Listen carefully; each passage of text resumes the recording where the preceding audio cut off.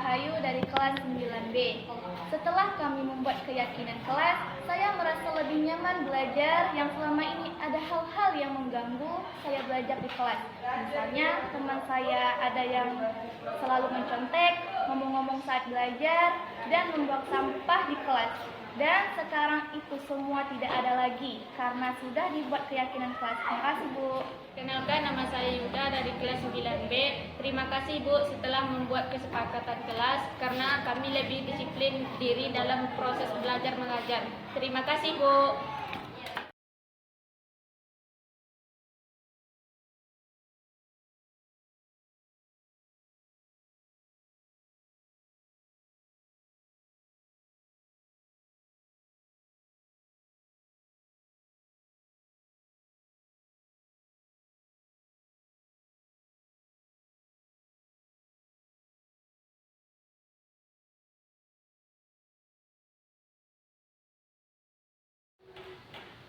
Assalamualaikum warahmatullahi wabarakatuh. Apa kabar semua ini, sehat kan? Alhamdulillahirabbil alamin. Wassalatu wassalamu ala asyrofil anbiya'i wal mursalin wa ala alihi wa sahbihi rasulillahi ajmain. Asyhadu an la ilaha illallah wa asyhadu anna Muhammadar Rasulullah. Bersyukur kita kepada Allah Subhanahu wa taala yang mana pada siang hari ini kita masih bisa bersama-sama hadir di ruangan ini, tentunya dalam rangka pelaksanaan kegiatan yaitu penyampaian pemateri yang akan disampaikan nanti oleh salah seorang guru pembinaan, ya, guru penggerak, ya, guru calon penggerak, calon guru penggerak untuk kurikulum Merdeka. Bersalawat kita kepada arwah junjungan kita yakni Nabi besar Muhammad sallallahu alaihi wasallam dengan ucapan Allahumma sholli ala sayyidina Muhammad wa ala ali sayyidina Muhammad. Mudah-mudahan kita senantiasa mendapatkan syafaatnya kelak di yaumil mahsyar nanti. Amin ya rabbal alamin. Bapak Kepala Sekolah yang kami hormati beserta Bapak Ibu majelis guru, karyawan dan karyawati, kemudian juga hadir di sini yaitu dari guru SD ikut bersama kita di sini. Selamat datang di sini, Bu. Terima kasih atas kehadirannya. Baiklah, untuk menghemat waktu, adapun rangkaian acara kita pada siang hari ini, pertama akan ada kata arahan dari Bapak Kepala Sekolah SMP Islam, yaitu dalam hal ini akan disampaikan oleh Bapak Haji Portinis MPD. Dan selanjutnya yang kedua nanti langsung saja penyampaian pemateri tentang penimbasan penerapan budaya positif dalam kurikulum Merdeka. Lanjut saja kita kepada acara yang pertama, yaitu pembukaan oleh protokol yang dianggap sedang berlangsung, dan yang kedua kata arahan yang akan disampaikan oleh Bapak Kepala SMP Islam Kepenuhan. Kepada Bapak, waktu dan tempat kami persilakan.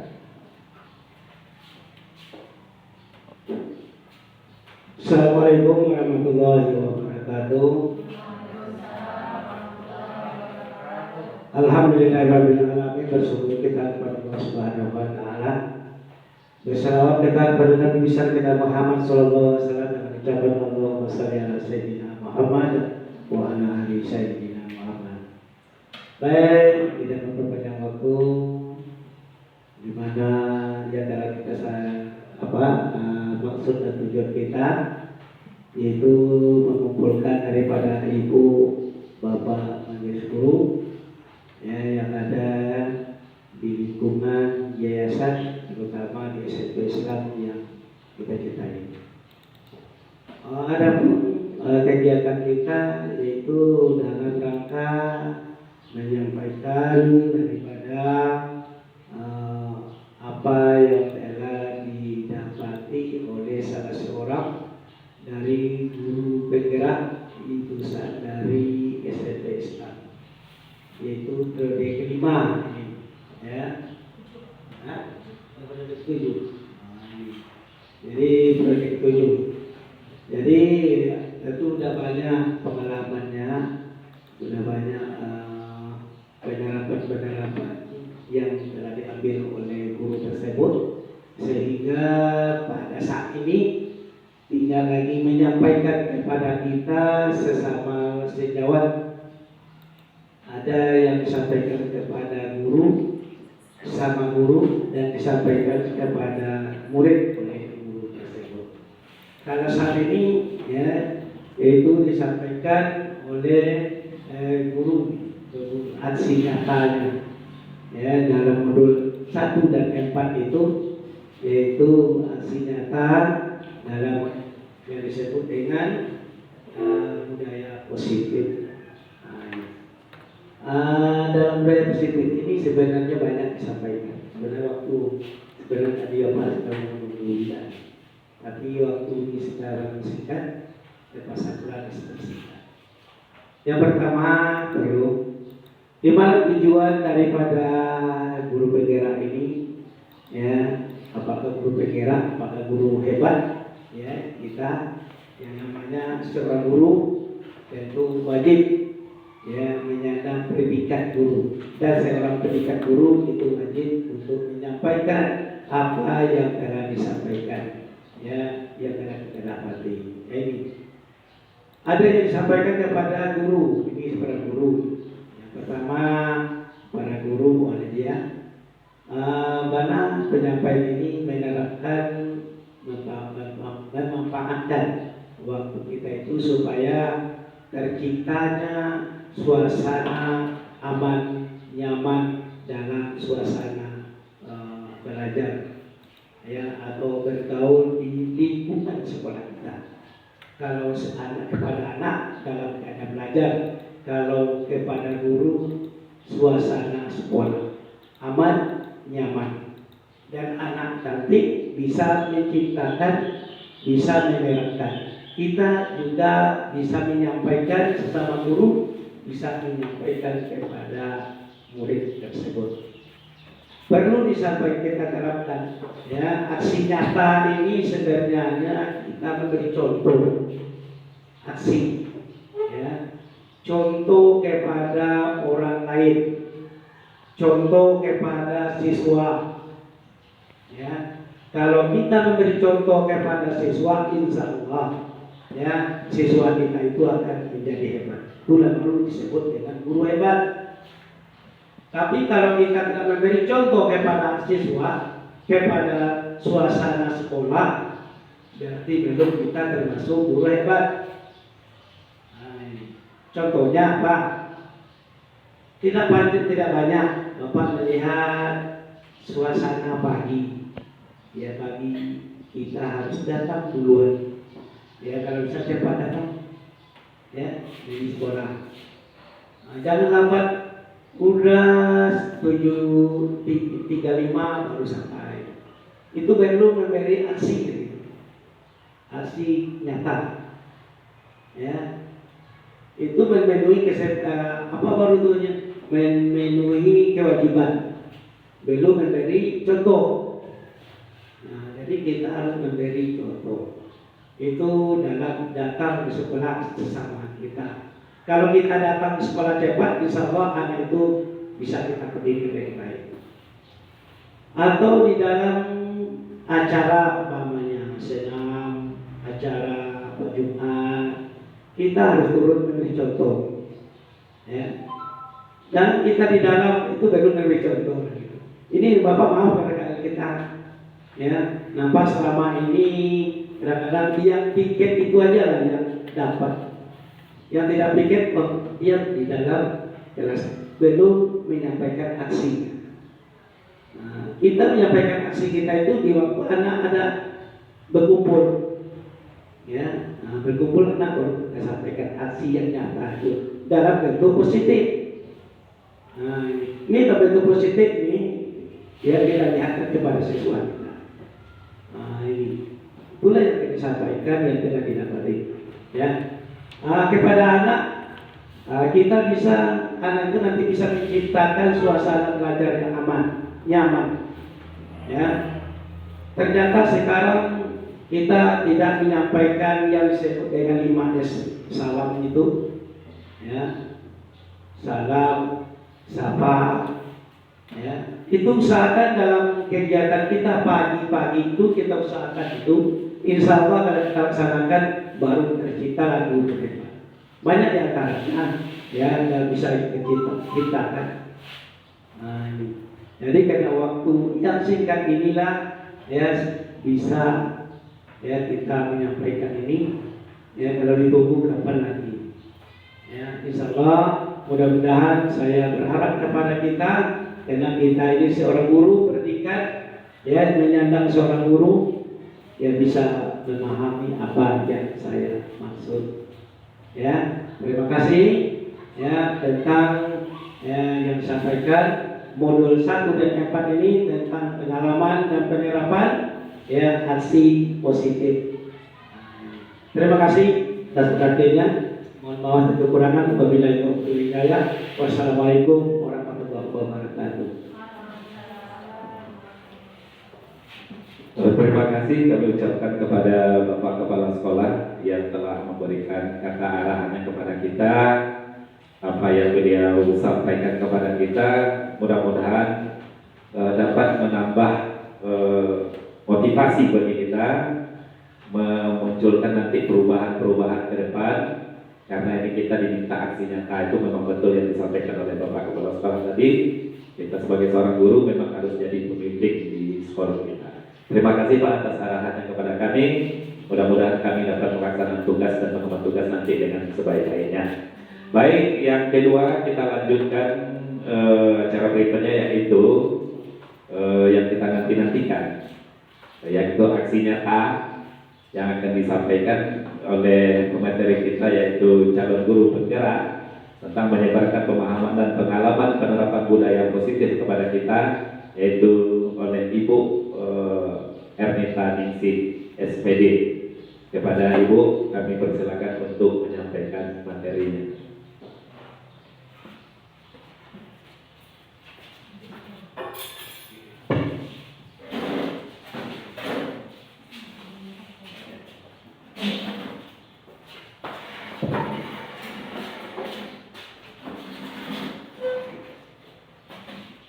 Bismillahirrahmanirrahim. Assalamualaikum warahmatullahi wabarakatuh.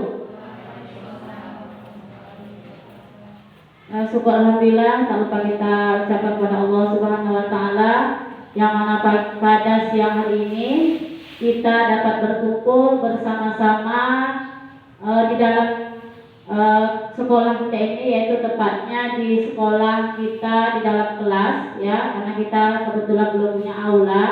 Jadi kita letaknya di kelas 9A, ya, yang mana terima kasih sebelumnya untuk Bapak Ibu Guru, kemudian Ibu Guru dari SD Islam Mawaddah yang sengaja kami undang, kemudian kepada Bapak Kepala Sekolah yang bersedia juga hadir pada siang hari ini. Bersyukur kita kepada Allah Subhanahu wa taala kita masih diberi kesehatan, ya, beri kesehatan beserta kesempatan pada siang hari ini. Kemudian salawat dan salam tak lupa kita ucapkan atau kita turunkan kepada Nabi Muhammad kita, yaitu Nabi besar Muhammad Sallallahu Alaihi Wasallam, dengan ucapan Allahumma sholli ala Sayyidina Muhammad wa ala ali Sayyidina Muhammad. Baiklah Bapak Ibu yang terhormat, Bapak Kepala Sekolah SMP Islam Kepenuhan, yaitu Bapak Haji Murtinis MPDI, kemudian Bapak Ibu seluruh majelis guru, baik dari SD Islam Mawaddah ataupun SMP Islam Mawaddah beserta SMP Islam Kepenuhan, ya, beserta staf tata usaha yang berhadir pada siang hari ini.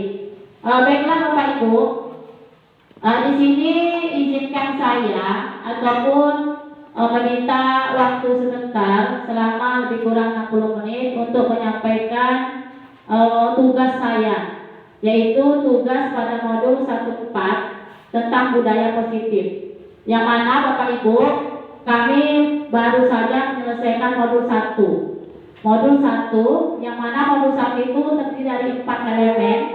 Ya, elemen pertama modul 1 yaitu filosofi Ki Hajar Dewantara.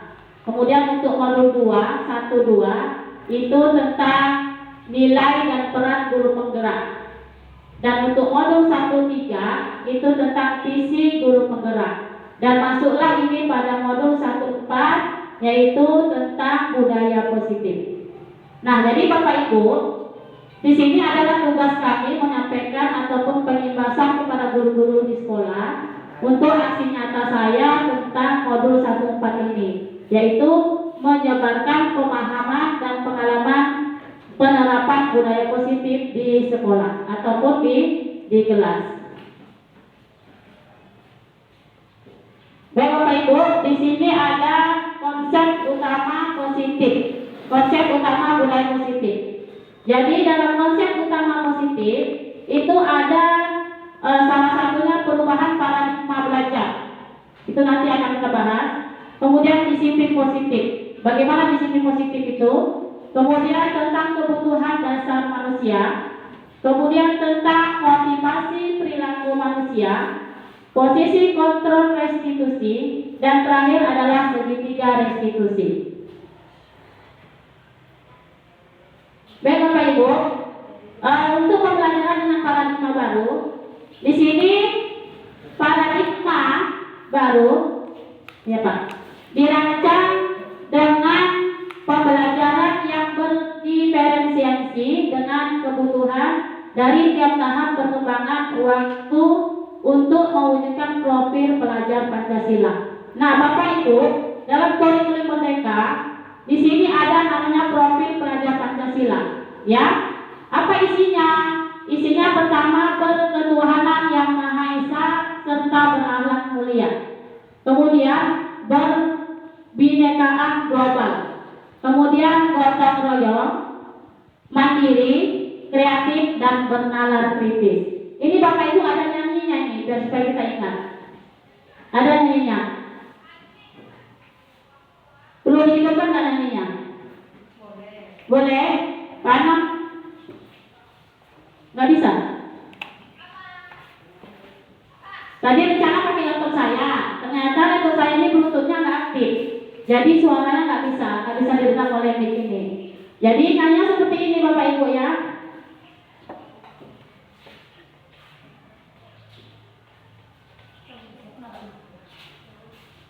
Belajar Pancasila, beriman dan bertakwa pada Tuhan Yang Esa dan berakhlak mulia, berkebinekaan global, gotong royong mandiri, kreatif dan bernalar kritis. Itu dia profil Pancasila. Kasih tepuk tangannya dulu Bu. Iya ya. Nah itu dia salah satu dari pokok daripada kurikulum Merdeka ya. Jadi 5 profil Pancasila. Pertama, berketuhanan yang Maha Esa, kemudian berkebinekaan global, gotong royong, mandiri, kreatif dan bernalar kritis ya. Jadi kadang-kadang kita kalau belajar di kelas kita kasih aja nyanyi itu. Kalau kita kasih nyanyi itu, anak pun jadi lebih semangat ya. Kemudian ini Bapak Ibu ada namanya disiplin positif. Disiplin positif. Jadi dalam budaya kita makna disiplin dimaknai dengan suatu yang dilakukan seseorang pada orang lain untuk mendapatkan kepatuhan. Kita cenderung menghubungkan kata disiplin dengan ketidaknyamanan. Kata disiplin dengan ketidaknyamanan. Contoh, kamu hari ini harus harus ini. Jadi kadang-kadang kata disiplin ke anak itu menyebabkan anak itu menjadi tertekan. Itu salah satunya. Itu kata disiplin. Kemudian sebagai pendidik kita, tujuan kita adalah menciptakan murid-murid yang memiliki disiplin diri sehingga mereka bisa berperilaku dengan mengacu pada nilai-nilai kebajikan universal dan memiliki motivasi intrinsik bukan ekstrinsik. Jadi motivasi intrinsik itu ibu-ibu sudah biasa dengar jadi guru jadi kayak tadi. Itu ya Bapak Ibu ya. Kemudian selanjutnya ini kebutuhan dasar manusia. Ya, kebutuhan dasar manusia itu pertama sekali kita bertahan hidup, jelas ya. Namanya manusia hidup kita pasti ingin bertahan hidup. Kemudian kasih sayang dan rasa diterima. Ya, kasih sayang. Jelas kita manusia nggak harus ataupun nggak mau selalu dimarah, selalu dibentak, kan nggak mau kan? Pasti kita pengen ada rasa sayang dan ada rasa diterima. Seperti itu juga dengan murid-murid kita. Kemudian ada kewasaan. Nah jelas dia pasti ingin menunjukkan karakter dia ataupun menguasai sesuatu karakter yang dia punya. Itu dia kalau untuk penguasaan. Dan pastinya dia pasti akan ingin meraih sesuatu yang dia inginkan. Kemudian kebebasan. Jadi siswa-siswi kita tidak semuanya ataupun kalau saya rasa pasti pengen bebas. Ya, tidak ingin tertekan dalam belajar. Tidak ingin ada paksaan dalam mengambil ilmu ataupun menuntut ilmu. Pasti ada kebebasan. Kemudian terakhir ada kesenangan. Jadi tempat itu yang diterima, pasti dia akan merasa senang dan bahagia. Nah itulah kebutuhan dasar manusia. Ya Bapak Ibu. Selanjutnya motivasi perilaku manusia. Jadi motivasi merupakan dorongan yang timbul pada diri seseorang secara sadar atau tidak sadar untuk melakukan suatu tindakan dengan tujuan tertentu. Ya, jadi menghindari kenyamanan dan hukuman itu bagaimana? Murid melakukan disiplin diri karena ia takut dihukum. Kemudian ini merupakan motivasi ekstrinsik, itu yang saya katakan tadi. Jadi murid itu melakukan sesuatu karena takut hukuman. Kalau dia sudah takut, jadi dengan paksaan, tetapi tidak dari diri dia sendiri, ataupun intrinsik. Kita dikatakan tadi intrinsik dan ekstrinsik. Ya, ini kalau ketidaknyamanan dari hukuman. Kemudian mendapatkan imbalan atau penghargaan dari orang lain. Ya, jadi murid itu melakukan disiplin karena ia ingin mendapat imbalan. Nah, ini juga merupakan motivasi ekstrinsik, bukan intrinsik. Ya, jadi anak itu melakukan sesuatu jika kita kasih imbalan. Jadi ternyata Bapak Ibu memberikan suatu imbalan kepada siswa, jadi sebenarnya itu salah. Saya juga sering seperti itu. Ya, nanti kalau ibu saya kasih, jika bisa menjawab soal ibu kasih permen. Saya sering mengasih permen itu, permen. Jadi anak itu buru-buru. Ternyata itu salah. Kenapa? Itu tidak dari diri dia sendiri, tidak disiplin dia diri sendiri, tetapi dari orang lain. Jadi jika ada imbalan baru dia tekun. Ya, jadi tidak tumbuh dari dalam dia, dari diri dia sendiri. Ya, jadi bagaimana cara kita menumbuhkan disiplin diri kita sendiri? Yang itulah kita adanya nanti budaya positif kita ya. Kemudian menghargai nilai-nilai kebajikan dari diri sendiri. Ya. Nah, murid melakukan disiplin diri karena sadar akan nilai kebajikan dirinya. Nah, ini merupakan motivasi intrinsik. Itu yang saya katakan tadi. Kalau sudah disiplin diri dia tertanam pada diri dia sendiri, maka dia akan menghargai diri dia sendiri tanpa ada paksaan dari orang lain. Nah, itu ya Bapak Ibu ya. Kemudian selanjutnya konsep disiplin dengan identitas gagal. Nah, ini ada berupa hukuman, kemudian ada berupa penghargaan. Nah, kalau saya tanya Bapak Ibu, pernah nggak kita melakukan ini? Pernah tidak? Pernah? Pernah. Ya, saya sendiri juga sering. Ya, saya sendiri juga sering. Jadi ternyata Bapak Ibu, untuk hukuman ternyata itu menyakitkan. Kenapa menyakitkan? Itu menumbuhkan seseorang itu menjadi sifat pendendam. Sifat pendendam, ya. Jadi dalam filosofi KHD disuruh kita hanya menuntut, tetapi tidak menuntut, ya. Jadi itu salah satu daripada hukuman. Kemudian tidak nyaman, murid jadi takut, memaksa, ya. Murid jadi tidak lebih terbuka. Coba kalau kita dekat dengan siswa, sering menanyakan dia secara baik-baik, pasti murid menjadi lebih terbuka sama kita, ya. Tetapi kalau dengan sedikit-sedikit, hai kamu, sini, squat jam 5 kali, push up 10 kali, nah segala macam, ternyata membuat anak itu malah nggak terbuka sama kita. Justru dia selalu menyembunyikan sesuatu dari kita. Ya, itu dia. Kemudian murid akan menjadi rendah diri. Dia kurang pede, kurang percaya diri. Itu dia salah satu yang konsep disiplin dalam identitas yang gagal. Ya. Kemudian untuk penghargaan. Ya. Ternyata untuk penghargaan kayak tadi kita belajar sampai dapat ibu kasih permen. Nanti dapat nih kasih permen. Soalnya saya juga sering melakukan itu, Pak. Ya, saya sering melakukan itu. Kemudian itu juga ternyata akan merusak hubungan, rasa iri. Contoh, saya kasih si Budi, benar kamu kasih permen. Jadi ada orang yang tidak percaya diri pada diri sendiri, padahal dia mampu. Ya, kadang dia mampu, dan bisa-bisa dia nanti, dia dikasih permen banyak kali sama dia itu, nggak ada dapat gitu. Malah bukan meningkatkan dia untuk supaya lebih belajar, tidak. Ternyata membuat dia lebih iri, menimbulkan rasa iri hati terhadap temannya. Itu dia. Ya. Kemudian mematikan kreativitas. Itu tadi kurang percaya diri. Padahal dia punya potensi yang bagus, tetapi dia kurang percaya diri sehingga kreativitas dia tidak tertumbuh atau tidak timbul. Itu dia. Ya. Kemudian menghukum dengan sistem ranking. Jadi Bapak Ibu, sebenarnya dalam sistem ranking ini juga sebenarnya kalau dalam kurikulum Merdeka itu sudah tidak dibolehkan lagi sebenarnya. Bagaimana kita lakukan? Tapi ini kerja keras wali kelas dan guru-guru. Bagaimana? Contoh, kan semua siswa kita ini nggak semuanya tahu matematika, nggak tahu semuanya bahasa Inggris, tidak semuanya dia tahu biologi. Jadi anak ini kan punya potensi masing-masing pada diri dia sendiri. Contoh, ada satu anak yang bagus di bidang olahraga, kita kasih dia penghargaan di bidang olahraga. Bagus dia di bidang seni, kita kasih dia di bidang seni. Tapi ini memang kerja keras kita sebagai guru.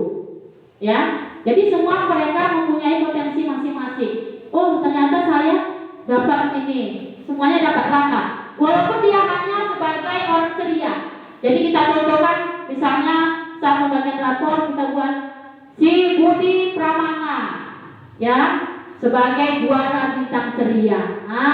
Itu dia akan bangga pada diri dia sendiri. Seperti itu salah satunya, ya. Cuma 3 lagi di sekolah lagi 3. Bagaimana ya?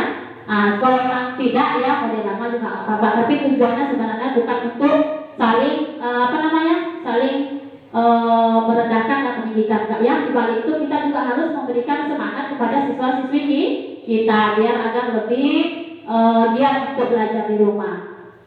Kemudian merampas hak menghargai dirinya itu tadi. Jelas pasti ada efek untuk efeknya pasti ada hak diri dia sendiri, jadi tidak akan dia hargai lagi. Jadi dia percaya dirinya kurang, padahal dia punya sesuatu yang lebih dari orang lain.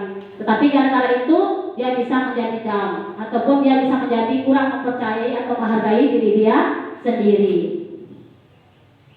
Kemudian Bapak Ibu, selanjutnya konsep disiplin dengan identitas sukses. Ya. Nah, tadi identitas gagal. Sekarang identitas sukses, ya. Jadi untuk identitas sukses di sini ada konsekuensinya. Jadi konsekuensinya penguatan jangka pendek. Anak saat kita beri seperti hukuman, itu konsekuensinya untuk jangka pendek, bukan jangka panjang. Kenapa jangka pendek? Saat kita pukul, hilang sakitnya, besok balik lagi. Saat kita sudah kerja, hilang lelahnya, besok balik lagi. Itu jangka pendek. Tetapi kalau sudah kita timbulkan pada diri dia sendiri, bagaimana menghargai diri dia sendiri, maka itu jangka panjang akan berkelanjutan sampai dia dewasa nanti. Ya, itu dia. Kemudian perlu monitoring. Perlu monitoring ini kita harus selalu melihat dia. Kamu tuh salah. Kau bagusin. Ini gini-gini. Selalu kita monitoring. Kenapa selalu kita monitoring? Karena belum ada timbul pada diri dia sendiri nilai-nilai kebajikan tadi. Itu dia. Makanya harus perlu kita monitoring terus. Ya Bapak Ibu. Kemudian murid menghormati peraturan. Saat dia menghormati peraturan itu aja di luar dan dihormatinya, itu maksudnya. Kemudian kehilangan waktu untuk merenungi kesalahan. Ya, kehilangan waktu untuk merenungi kesalahan. Jadi saat-saat kita beri hukuman, udah selesai di situ aja. saat itu tidak, ya, itu dia.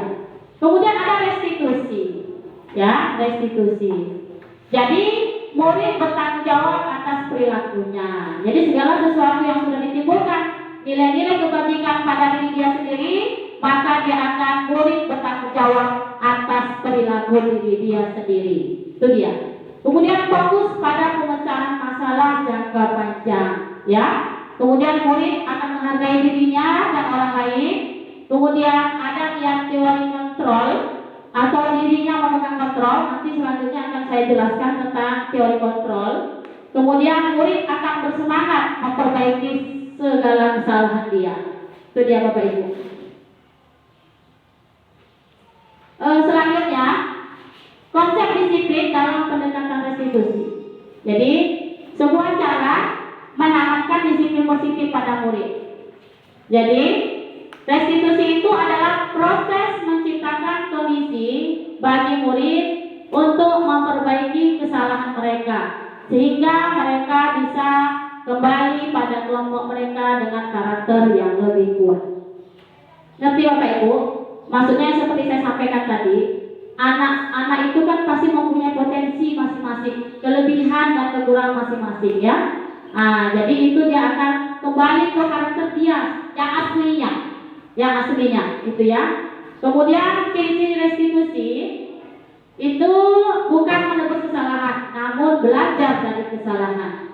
Kemudian memperbaiki kesalahan, tawaran bukan karena paksaan. Kemudian menuntun untuk melihat ke dalam diri dia sendiri, ya, bukan menuntut. Kalau karena tuntutan itu karena paksaan, tapi kalau menuntut itu berarti sudah dari dalam diri dia sendiri. Kemudian mencari kebutuhan dasar yang mendasari tindakan. Fokus pada karakter bukan tindakan. Kemudian menguatkan dan fokus pada solusi. Itu dia untuk konsep disiplin pada pendekatan restitusi.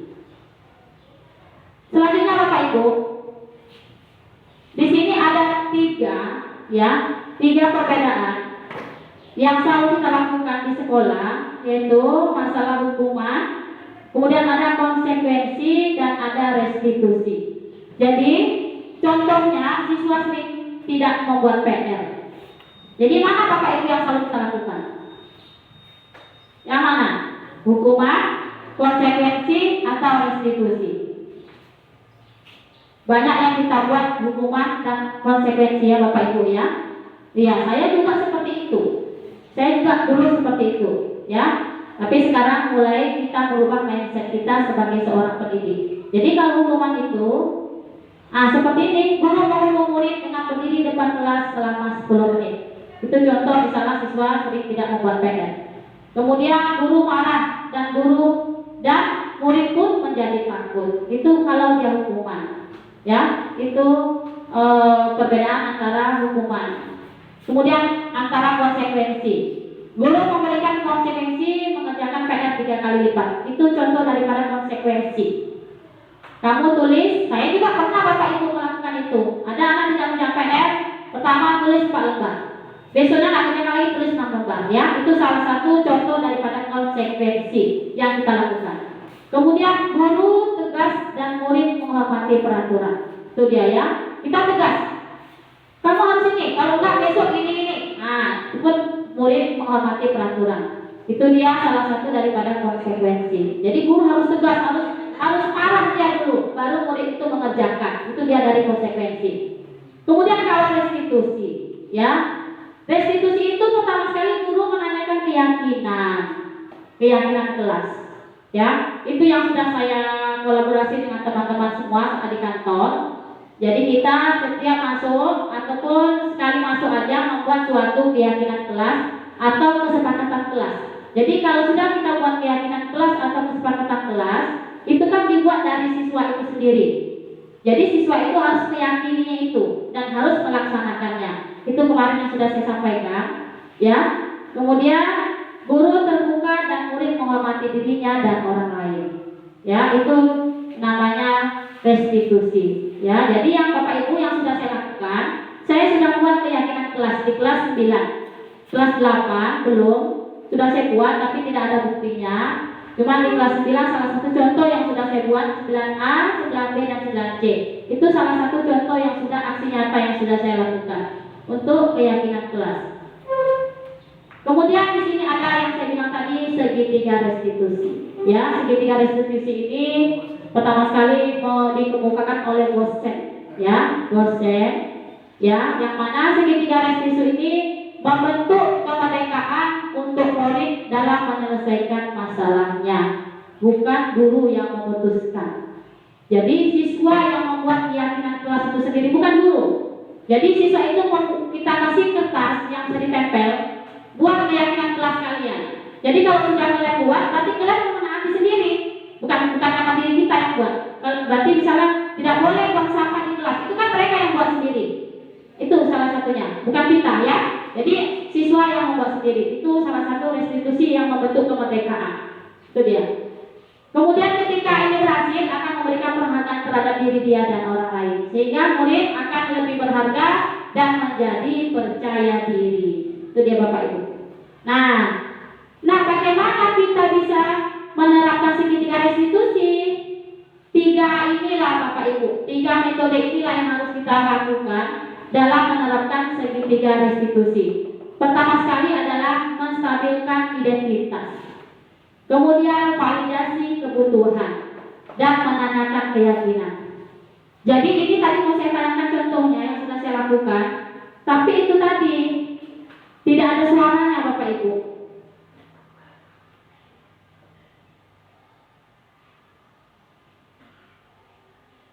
Tidak ada suaranya. Udah keluar mungkin ya.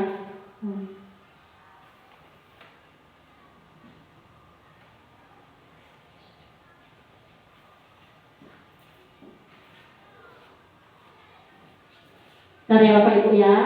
Coba saya berikan contoh yang sudah saya lakukan aksi nyata tentang penerapan segitiga restitusi. Tapi tidak ada suaranya nih.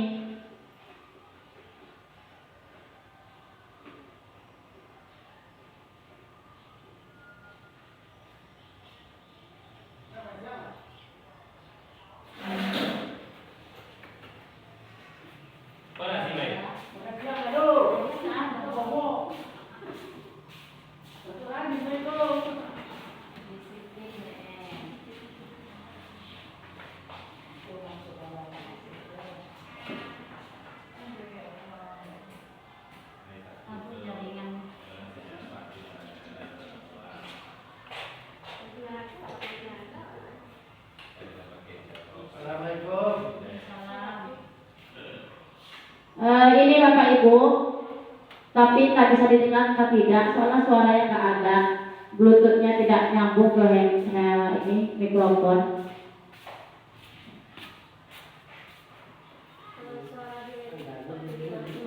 Enggak, harus pakai bluetooth, kata Pak Anam tadi.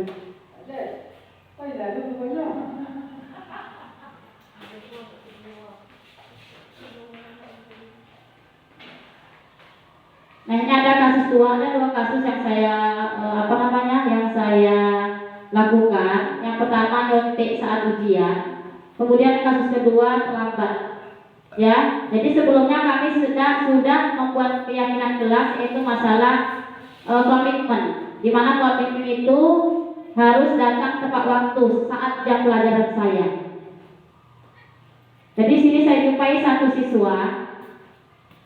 siswa yang terlambat.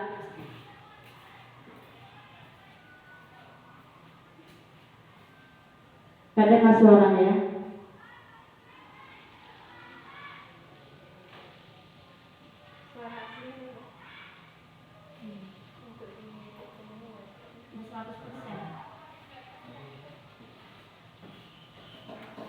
Jadi di sini Bapak Ibu, pertama sekali saya menanyakan keyakinan.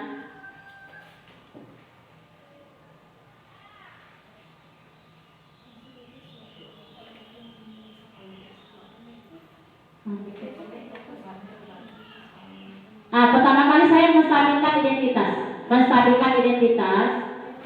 Ya, yang saya lakukan ini pertama seperti ini. Halo Rizky, ini Rizky kelas 9C ya. Apa kabar? Katanya. Sehat Bu. Tahu nggak kamu kenapa kami Ibu panggil ke kantor? Saya bilang, tahu Bu. Kenapa? Saya datang terlambat Bu. Jam berapa datang terlambat? Berapa menit? Ada lebih kurang 15 menit. Memang saat itu, saat saya masuk dia terlambat. Memang ada hujan dikit ya. Kemudian setelah saya tanyakan, itu kita stabilkan dulu. Tahu nggak kamu bahwasanya keyakinan kelas yang sudah kita buat kemarin? Saya bilang, tahu Bu. Apa salah satunya? Komitmen, kata dia. Komitmen apa? Datang tidak boleh terlambat Bu, katanya. Jadi tahu nggak kamu kesalahan kamu hari ini? Tahu Bu, katanya. Itu dia salah satunya menstabilkan identitas, ya. Kemudian validasi kebutuhan, ya. Jadi validasi kebutuhan, saya tanya, ya.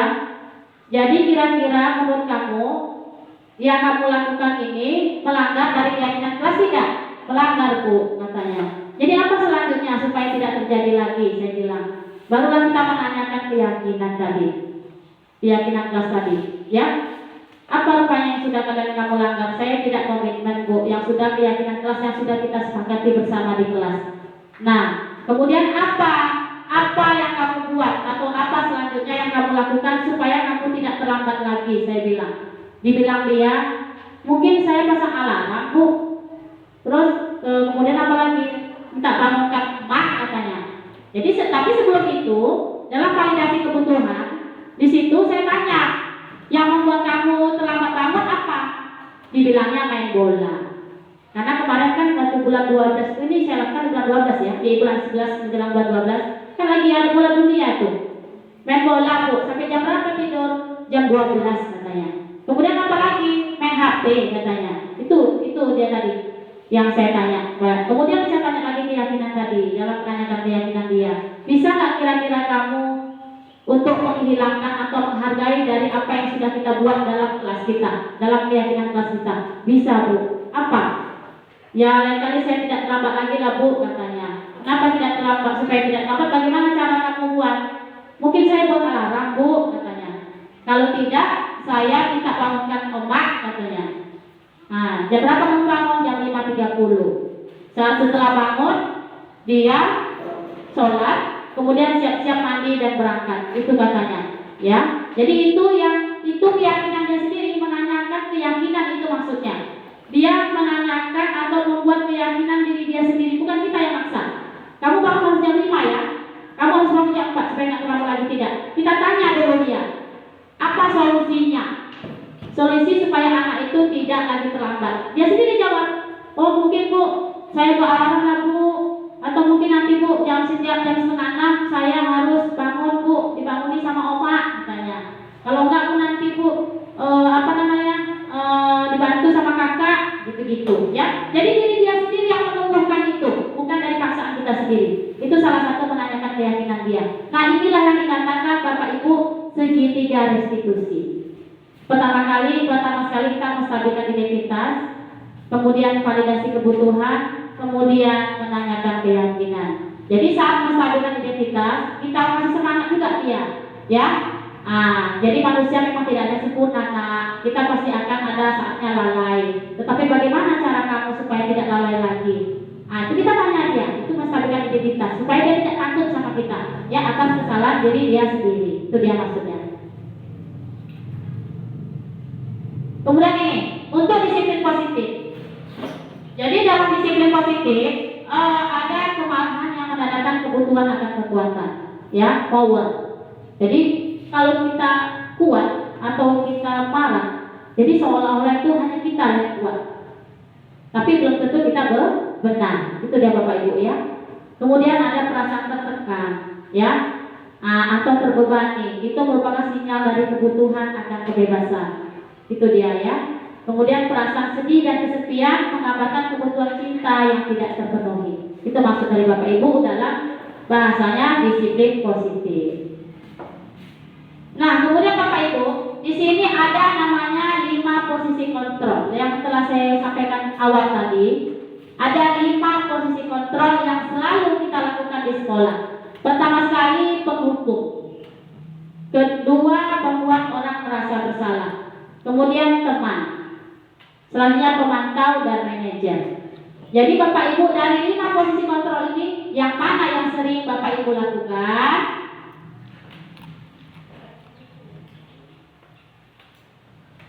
Ada dia penghukum, ada dia pembuat orang merasa bersalah. Jadi penghukum itu kayak yang tadi saya bilang, salah dia kita hukum. Misalnya kita suruh dia push up, itu dia. Kemudian membuat orang merasa bersalah. Contohnya, ada datang terlambat. Contohnya namanya si Rizky. Aduh Rizky, kenapa kamu datang terlambat lagi Rizky? Kan nanti kalau kamu datang terlambat terus kata-kata pelajaran ibu, kan nanti ibu yang dimarahi bapak kepala sekolah. Nggak kasihan kamu nengok ibu Rizky. Itu contohnya. Jadi dia merasa bersalah pada diri dia sendiri karena kita sudah ngeluh tadi. Seperti itu, ngeluh kita tadi. Ya, seperti itu contohnya. Baru teman. Posisi kontrol teman itu contohnya seperti misalnya Rizky lagi namanya ya. Rizky, kenapa kamu datang terlambat?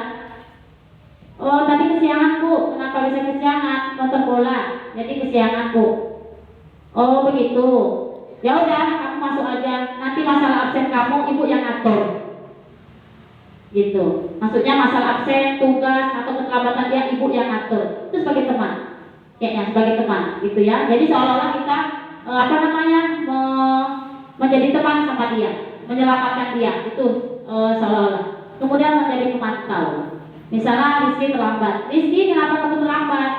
Ya karena nonton bola Bu, kemudian nonton HP Bu, tidur jam 1 malam Bu, jadi kesiangan kata si Rizky. Oh seperti itu. Ya udah, PR kamu udah siap? Belum Bu, tanya. Udah kerjakan kamu sekarang PR kamu itu. Tapi karena kamu salah, saya suruh kamu mengerjakan PR 3 kali lipat ya. Nah, seperti itu contoh pemantau. Kita hanya memantau anak kita suruh kerjakan, kita pantau anak. Benar nggak dikerjakan dia? Seperti itu. Itu sebagai pemantau. Kemudian yang terakhir adalah sebagai manajer. Manajer itu menunjukkan tanggung jawab guru dalam posisi terakhir, ya. Yang mana guru sebagai mentor, ya. Jadi setiap guru berbuat sesuatu bersama dengan murid, mempersilahkan murid mempertanggungjawabkan perilakunya, menunggu murid agar dapat menemukan solusi atas permasalahan dia sendiri. Jadi sebagai manajer ini seperti contoh yang saya katakan tadi, segitiga restitusi atau posisi kontrol, ya. Jadi dari 5 ini, yang mana yang paling bagus yang harus kita lakukan? Ya, nomor 5 kita sebagai manajer. Yang nomor 5 kita sebagai manajer. Kita menuntun siswa seperti yang sudah saya lakukan tadi. Ya, itu dia. Nah, baiklah Bapak Ibu, itu posisi kontrol ya. Jadi dalam 5 posisi kontrol ini, posisi yang paling bagus yaitu namanya manajer. Ya, jadi dalam 5 tingkat ini, tingkat pertama sebagai penghukum, tingkat kedua sebagai membuat orang bersalah, kemudian tingkat ketiga teman, kemudian tingkat keempat sebagai monitor atau sebagai pemantau, kemudian yang kelima adalah sebagai manajer. Memang sulit bagi kita ya Bapak Ibu yuk, kalau kita bagi, tapi seperti itulah kita sebagai pendidik, ya. Sesuai dengan filosofi Ki Hajar Dewantara, ya. Tugas guru atau pendidik adalah menuntun, ya, bukan menuntut. Kita tuntut anak-anak itu menjadi lebih baik lagi, menjadi hal-hal yang positif, bukan menjadi hal-hal yang negatif. Kayaknya Bapak Ibu ini ada yang ngantuk nih. Saya keluar terus. Jadi kayaknya kita yel sedikit nih. Yel. Ya yang bisa ya Bapak Ibu ikuti saya. Kalau saya bilang, mana semangatmu? Ini semangatku. Semangat, semangat. Nah, bisa Bapak Ibu? Bisa dong. Pak Jeffrey, ya coba ya, ulangi ya. Ya Pak Jeffrey dan semangat lagi. Mana semangatmu? Ini semangatku. Semangat, semangat. Iya, tepuk tangan dulu yang meriah. Iya. Ya, kemudian Bapak Ibu kita lanjutkan. Kemudian Bapak Ibu ini tadi ya yang sudah saya bilang ya, ini tidak perlu saya tampilkan lagi, itu contoh yang sudah saya bilang tadi untuk posisi kontrol ya, yang 5 posisi kontrol itu dia contohnya. Di sini contohnya sebagai pendukung bagaimana, pembahasan bersalah bagaimana, teman, pemantau dan manajer bagaimana, ya. Kemudian Bapak Ibu, keyakinan kelas ini yang saya katakan tadi. Jadi kita harus membuat keyakinan kelas di kelas kita, terutama kalau wali kelas ini. Wali kelas pasti dia lebih dekat dengan siswanya. Jadi kalian harus membuat keyakinan kelas kalian supaya anak menjadi bisa meyakini diri dia sendiri dan menghormati diri dia sendiri dari apa yang sudah dia buat atau yang sudah dia yakini. Keyakinan kelas itu sama artinya dengan kesepakatan kelas, cuman nggak sepakat. Bahasanya yakin. Kadang-kadang kalau sudah kita sepakat, pasti kita yakin. Kalau sepakat, sudah sepakat aja, tapi tidak diyakini pada diri dia sendiri. Tapi kalau sudah namanya keyakinan kelas, berarti sudah dia yakini apa yang sudah dia buat, apa yang sudah dia terapkan pada diri dia sendiri. Itu ya Bapak Ibu. Kemudian, bagaimana pembentukan keyakinan kelas? Ya, jadi kalau kita dalam pembentukan keyakinan kelas itu lebih abstrak daripada peraturan. Kemudian berupa pernyataan yang universal umum dia ya. Kemudian dibuat dalam bentuk positif, bukan yang negatif. Dalam bentuk positif itu ya bentuk yang baik. Ya, bentuk yang baik. Apa yang baik? Kalau di kelas 9B, di kelas itu kan ada sering mengejek nama orang tua. Jadi semenjak saya buat keyakinan kelas ini, mereka buat salah satunya tidak boleh mengejek nama orang tua. Nah sekarang alhamdulillah sudah 2 minggu saya tanya sama kelas 9B, nggak ada lagi orang tua yang mengejek nama orang tua. Kenapa? Karena mereka sudah buat keyakinan kelas itu dan sudah disepakati bersama. Itu salah satunya, efeknya. Ya, itu yang saya buat salah satunya. Itu mereka yang buat sendiri. Gitu. Kemudian sedikit saja agar mudah dipahami ya, nggak perlu banyak-banyak kali, yang penting sesuai dengan kelas kita aja. Kemudian kondisi dengan kelas ya, sesuai dengan kondisi kelas kita. Kemudian warga kelas dilibatkan saat membuat. Seluruh murid di kelas itu semua kita suruh buat satu orang satu. Kemudian kita tempelkan di depan papan tulis, kita bacakan apa yang sudah mereka buat. Disepakati enggak? Kata anak-anak sepakat semua. Berarti harus dilaksanakan. Dan alhamdulillah satu yang buat mereka risih di situ yang saya bilang tadi, sering ngejek nama orang tua. Tapi setelah itu nggak ada lagi. Berarti ya alhamdulillah berhasil ya. Salah satunya itu contoh yang sudah saya lakukan. Nah ini salah satu praktek baik ataupun disiplin positif yang sudah saya lakukan untuk modul 1-4 ini. Ya, saya membuat kesepakatan kelas. Ini kelas 9A, 9C dan 9A, 9B dan 9C. Sudah. Kemudian videonya juga sudah saya buat ya Bapak Ibu. Ini salah satunya hanya berupa dokumentasi aja. Videonya sudah ada juga saya buat dan itu saya upload selanjutnya pada tugas modul 1-4. Baik Bapak Ibu, cukup sekian karena waktu kita pun sudah menunjukkan 12.30 dan alhamdulillah kita sudah lebih kurang 60 menit. Yang mana dari apa yang sudah saya sampaikan ya tentang budaya positif di kelas ataupun di sekolah, saya minta daripada guru-guru untuk melakukan refleksi dari ataupun umpan balik dari apa yang sudah saya sampaikan tadi. Baiklah Bapak Ibu, saya minta pertama sekali Ibu Irmayani Saragi SPD. Kasih tepuk tangan dulu Bapak Ibu biar semangat kita. Iya. Dipersilakan Bu maju ke depan. Oh, ibu yang besar ya? Oh, guru besar nih. Assalamualaikum warahmatullahi wabarakatuh. Terima kasih kepada Bu Devita Ningsih yang telah menyampaikan materi tentang budaya positifnya pada hari ini. Saya ataupun kami semuanya dapat menambah ilmu pengetahuan kami dan wawasan kami sehingga kami dapat mendidik siswa-siswi untuk kedepannya. Terima kasih. Itu saja yang dapat saya sampaikan. Assalamualaikum warahmatullahi wabarakatuh. Terima kasih kepada Bu Irmayani. Selanjutnya saya minta satu orang lagi perwakilan, tadi sudah cewek, sekarang cowok. Saya minta jadi ada mewakili untuk umpan baliknya apa yang sudah didapatkan pada materi siang kita hari ini tentang budaya positif. Saya minta Pak Japridin. Ya, kepada Pak Japridin SE kami persilakan. Silakan Pak.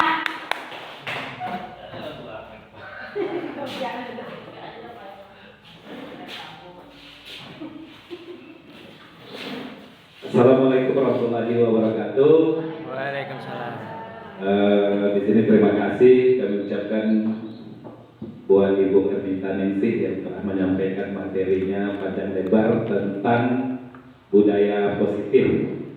Ya, dan ini mungkin barangkali nanti akan kita aplikasikan di kelas di saat kita mengajar.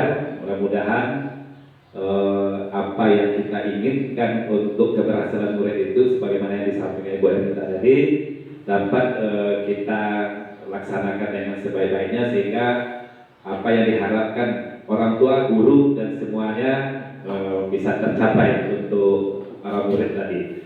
Oke, terima kasih kami ucapkan kepada Ibu Ernita. Mudah-mudahan pengalaman ini dapat dibawa nanti dengan sebaik-baiknya. Assalamualaikum warahmatullahi wabarakatuh. Waalaikumsalam warahmatullahi wabarakatuh. Terima kasih Bapak Ibu. Bapak Ibu, untuk selanjutnya saya bulan Februari mulai masuk modul 2 dan saya minta doanya dan dukungan dari Bapak Ibu. Insya Allah kami dari saat ini baru modul 1, nanti akan sampai ke modul 3 dan insya Allah selesai kami di bulan 7. Jadi minta tolong dukungan dan sedikit kalau ada arahan ataupun tambahan masukan yang sudah aksi nyata yang sudah dilakukan, saya juga butuh itu. Kemudian terima kasih Bapak Ibu, lebih dan kurang saya mohon maaf. Assalamualaikum warahmatullahi wabarakatuh.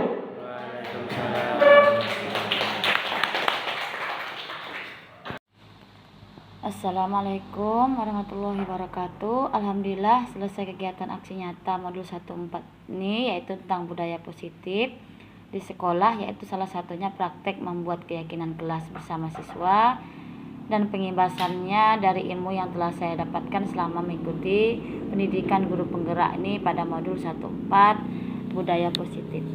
Adapun pelaksanaan diseminasi pemahaman tentang budaya positif saya lakukan di sekolah pada tanggal 31 Januari 2023 dengan jumlah peserta sebanyak 25 orang dari SMP Islam Kepenuhan dan SD Islam Mawaddah Yayasan Darul Jihad Kepenuhan.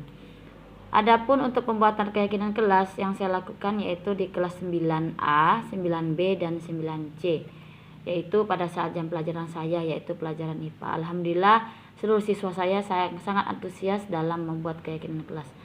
Dan alhamdulillah perasaan saya setelah melakukan aksi nyata ini, saya menjadi lebih semangat dalam melakukan perubahan ke arah yang lebih baik, terutama dalam menerapkan budaya positif di SMP Islam Kepenuhan dengan berkolaborasi dan berbagi praktik baik bersama sesama rekan guru. Kemudian rencana perbaikan untuk implementasi ke depannya yaitu insya Allah saya akan melakukan evaluasi secara berkala tentang penerapan budaya positif di sekolah kami. Selain itu, saya akan meningkatkan koordinasi dengan semua pihak di lingkungan sekolah dengan bekerja sama dengan yayasan ataupun bekerja sama dengan pengurus-pengurus yayasan yang ada di Darul Jihad Kepenuhan. Terima kasih. Assalamualaikum warahmatullahi wabarakatuh.